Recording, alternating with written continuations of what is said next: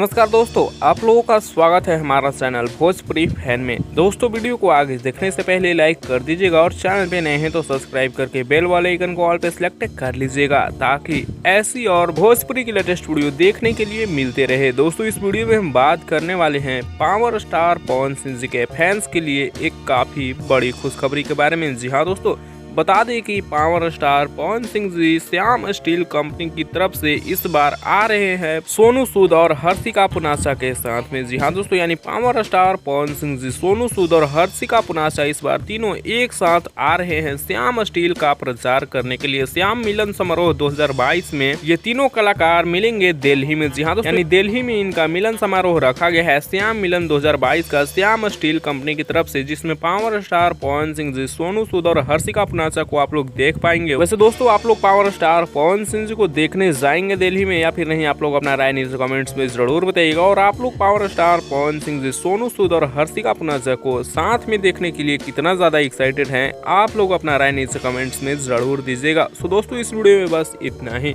आप लोगों को वीडियो कैसा लगा वही बताइएगा। अपडेट पसंद आया होगा लाइक शेयर सब्सक्राइब जरूर करिएगा। मिलते हैं जल्द ही नेक्स्ट वीडियो में नए अपडेट के साथ।